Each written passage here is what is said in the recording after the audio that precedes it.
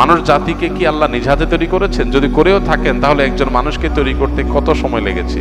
কেননা একজন বক্তা দাবি করেছে ওনার তরিকার আরেক বক্তাকে তৈরি করতে নাকি আল্লাহ 30 বছর। তাগিরিকে বানাইতে আমার রবের ম্যাক্সিমাম 30 বছর সময় লাগছে, কথা কোন ঠিক কিনা?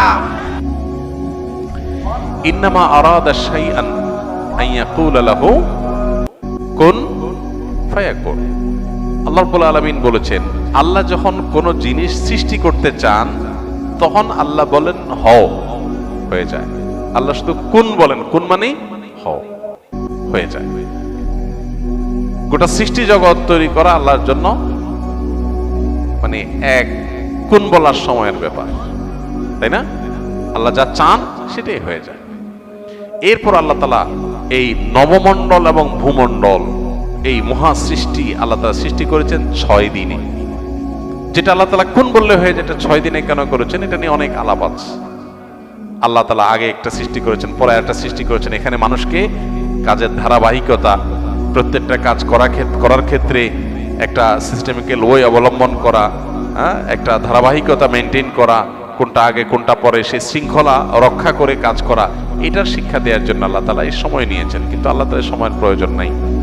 যেখানে কোরআনে আল্লাহ তাআলা বলেছেন যে এই মহাসৃষ্টি নবমণ্ডল ভূমণ্ডল সৃষ্টি করেছেন আল্লাহ তাআলা 6 দিনে, সেখানে এক বক্তা সৃষ্টি করছে আল্লাহ 30 বছর লাগছে।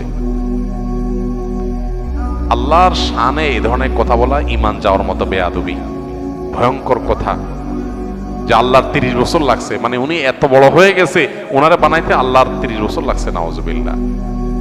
আপনি কোন আলেমের মর্যাদা বর্ণনা করবেন, তার যোগ্যতা থাকলে সেটা বলবেন, 100 বার বলেন। কিন্তু বলতে গিয়ে যদি আল্লাহর শানে বেয়াদবি করে ফেলেন, আল্লাহর জন্য তারে বানানো কঠিন হয়ে গেছে, সে এত বড়, তাহলে মানে আল্লাহর জন্য কঠিন করে ফেলছে বিষয়। মানে কোনো কোনো ক্ষেত্রে এই ক্ষেত্রে আল্লাহ মানে আল্লাহর সাথে তাকে আপনি আল্লাহর শক্তির সাথে তার সৃষ্টিকে আপনি কম্পেয়ার করলেন, মানে তার মাহাত্ম্য তুলতে গিয়ে আল্লাহর সাথে বেয়াদবি করলেন। কুফরি, কুফরি কথা, এই ধরনের কথা।